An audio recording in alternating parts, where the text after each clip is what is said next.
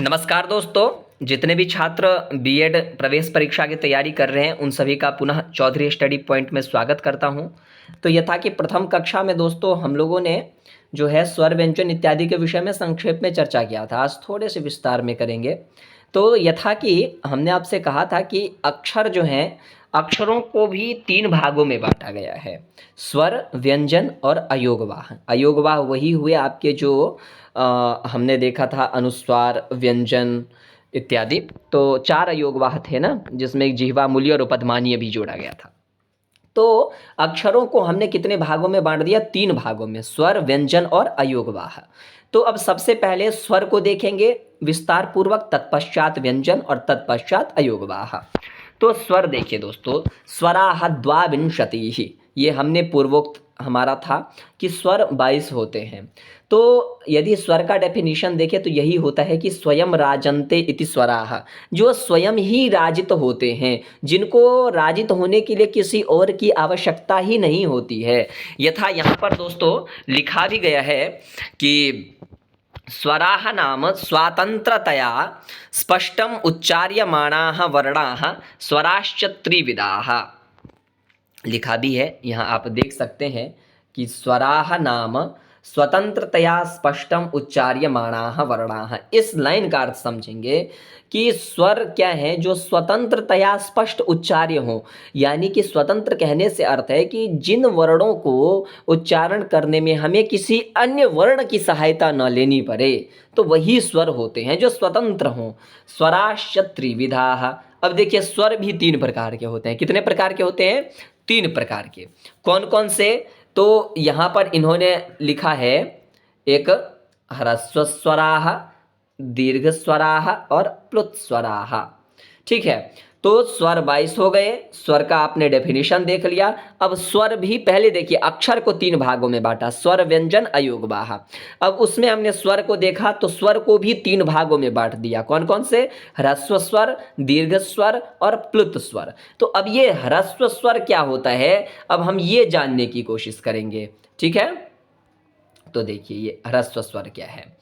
तो कहा कि एक मात्रात्मक कालेन उच्चार्यमाणाः वर्णाः या स्वराः ह्रस्व स्वराः इत्युच्यन्ते। कहा कि एक मात्रा का समय, जिसमें काल अर्थात समय, जिस वर्ण को उच्चारण करने में, जिस स्वर को उच्चारण करने में मात्र एक मात्रा का समय लगे, वही ह्रस्व स्वर कहलाता है। ह्रस्व अर्थात लघु, छोटा। ठीक है, तो अब देखेंगे यहाँ पर यथा उदाहरण में दे दिया, अ, इ, उ, रि, लृ एतावन्तः एव ह्रस्वाः। यानी कि अ, इ, उ, रि और लृ, यही पांच जो हैं ये ह्रस्व स्वर कहलाते हैं। ठीक है, और ए, ऐ, ओ, औ इत्येते संस्कृते दीर्घाः एव, न कदापि ह्रस्वाः। और देखिए जो ए, ऐ, ओ, औ है, ये भी तो स्वर हैं, लेकिन ये चार दीर्घ स्वर कहलाते हैं। क्यों? ये कभी भी ह्रस्व नहीं होंगे, न कदापि ह्रस्वाः। आगे चलेंगे। अब ह्रस्व स्वर के विषय में देख लिया, जो स्वर को तीन भागों में विभाजित किया गया, ह्रस्व स्वर, दीर्घ स्वर और अयोगवाह। तो नहीं, क्षमा करेंगे, ह्रस्व स्वर, दीर्घ स्वर और प्लुत स्वर। तो अब उसमें ह्रस्व स्वर देख लिया आपने। अब यहाँ पर दीर्घ स्वर को जानेंगे कि दीर्घ स्वर किसे कहते हैं। ठीक है, तो यहाँ पर ध्यान पूर्वक देखेंगे। दीर्घ स्वराः द्विमात्रेण कालेन उच्चार्यमाणाः स्वराः दीर्घस्वराः इत्युच्यन्ते। कहते हैं कि जिस स्वर वर्ण को उच्चारण करने में द्विमात्रा का समय लगे, एक मात्रा तो ह्रस्व, द्विमात्रा तो दीर्घ। ठीक है, यथा आ, ई, उ, रि, ए, ऐ, ओ, औ दीर्घ लृकारः नास्ति। ये वाली जो लाइन है ना दोस्तों, दीर्घ लिकारः नास्ति, इसको विशेष ध्यान से देखेंगे कि ये है क्या।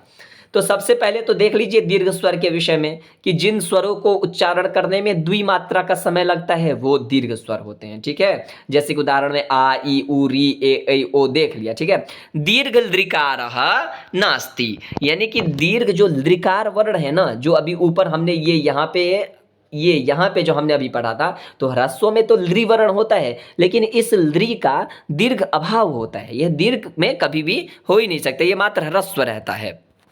आगे चलेंगे अब प्लुत स्वर के विषय में। त्रिमात्रेण कालेन उच्चार्यमाणाः स्वराः प्लुत स्वराः इत्युच्यन्ते।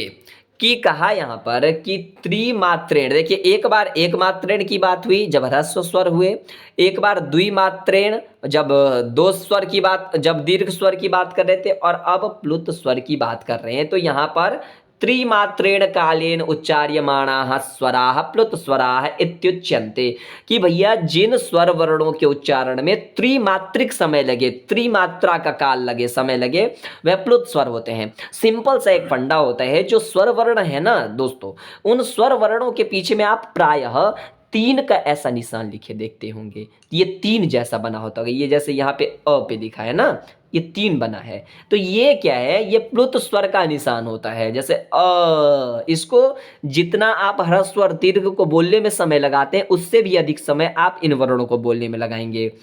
ई, ऊ, री, इस प्रकार से आप इन वर्णों का उच्चारण करेंगे, ठीक है।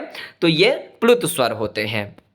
प्राय संबोधन में भी हम प्रयोग करते हैं, जैसे हे राम अत्रागच्छ अत्र गौश्चरति, तो ये राम में आपने राम के बाद ऐसे 3 का निशान लगा देंगे ना, तो ये हो गया संबोधन के लिए, प्लुत के लिए, कि आप उसको जोर से एकदम दीर्घ उच्चारण के साथ प्रयोग कर रहे हैं, ठीक है। जैसे मान लीजिए कि आप खेत के एक कोने में हैं और कोई व्यक्ति, राम नाम का व्यक्ति खेत के उस कोने पर है, कैसे बुलाएंगे, राम, इस प्रकार से, तो वह प्लुत स्वर हो गया, ठीक है। तो अब आगे देखेंगे। इत्थम आहत्य द्वाविंशतिः स्वराः सन्ति, तो इस प्रकार से कितने स्वर हो गए, 22 स्वर हो गए, ठीक है। यानी कि ह्रस्व स्वर, दीर्घ स्वर और प्लुत स्वर को जोड़ करके। अब स्वराणाम अंतर्भेदाः, अब स्वरों के अंतर्भेद को देखेंगे। पूर्वोक्तानां द्वाविंशतेः स्वराणाम एकैकोपि उदात्तः, अनुदात्तः और स्वरितश्चेति। देखिए एक उदात्त, एक अनुदात्त और एक स्वरित, यानी कि जो आपने ये स्वरों का जो आपने अंतर्भेद किया है ना, इन स्वरों के अंतर्भेद से प्रायः 22 का उदात्त भी होता है, अनुदात्त भी होता है और स्वरित भी होता है। इस प्रकार से ये 3, इनके भेद 3 प्रकार के हो जाते हैं। आगे देखेंगे। वेदोच्चारणे उदात्तादीनाम अभिज्ञानम सुकरम, जो वेद है ना, वेदों में अब आप उदात्त अनुदात्त स्वरित थोड़ा लौकिक प्रयोग में हम नहीं देख पाते हैं, और उनके बीच क्या भिन्नता होती है वो नहीं प्रायः पकड़ पाते हैं। लेकिन वेद में उदात्त का अभिज्ञान कर पाना, पहचान पाना आसान होता है। एतान उदात्तादीन वेद पुस्तकेषु इत्थम प्रदर्शयन्ति, ये जो उदात्त अनुदात्त स्वरित हैं, ये इनको किस चिन्ह से वेदों में प्रायः पहचाना जाता है वो यहाँ पर आपको बता रहे हैं।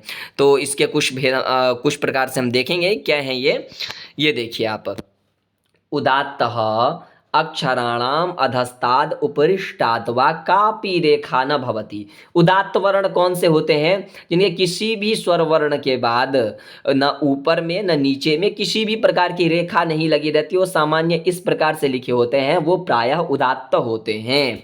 अच्छा, अनुदात्त कौन से होते हैं, तो कहा कि अक्षराणाम अधस्तात्, अक्षराणाम अधस्ताद एषा रेखा भवति, ये नीचे में छोटा सा ये डैश टाइप सा होता है ना, ये, तो इससे हमको क्या पहचाना है कि ये वर्ण अनुदात्त है। जिस स्वर वर्ण के नीचे में ये लगा रहेगा ना, इससे हम समझ लेंगे कि यह अक्षर क्या है, यह स्वर वर्ण अनुदात्त है। और स्वरित, तो स्वरितः अक्षराणाम उपरिष्टाद एषा रेखा भवति यथा अ इ उ।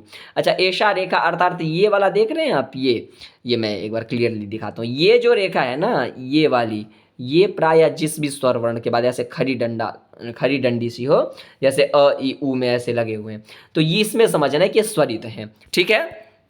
अब आगे चलते हैं।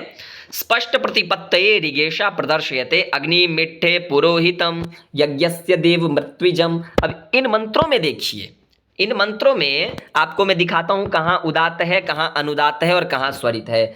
ये अग्नि मिट्टे है ना, और पुरोहितम, यहाँ देखिए अग्नि मिट्टे में म दीर्घ ई है, उसके बाद ये यहाँ पे डंडा दिख रहा है। पुरोहितम में भी ये सीधी डंडी, तो ये सीधी डंडी यहाँ पर क्या बताया गया था, स्वरित वर्ण है। ठीक है।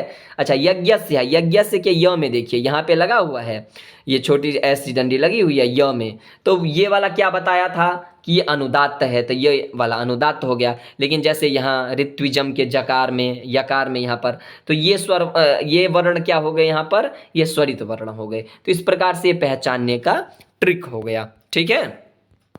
कहते हैं द्वाविंशते स्वराणाम, ये जो 22 स्वर वर्ण अभी हमने पढ़े हैं, एक ही कोपी उदात्तः अनुदात्तः स्वरितः चेति त्रिविधो हो, यानी कि जितने भी 22 स्वर हैं इन सभी का उदात्त अनुदात्त स्वरित होकर के तीन तीन और भेद हो जाते हैं। ठीक। एवं च सर्वे स्वराः उदात्ताः अनुदात्ताः स्वरिताश्चेति त्रिविधा भवन्ति। ठीक। अच्छा, अब ये जो तीन प्रकार के उदात्त अनुदात्त और स्वरित हो जाते हैं, ये तीनों अपि प्रत्येकम अनुनासिकाः अननुनासिकाश्चेति द्विविधाः। ये उदात्त अनुदात्त और स्वरित जो हो गए ना 22 स्वर, ये भी तीनों जो उदात्त अनुदात्त स्वरित है, ये तीनों जो है अनुनासिक और अनुनासिक करके भी इनके और दो दो भेद हो जाते हैं। ठीक है।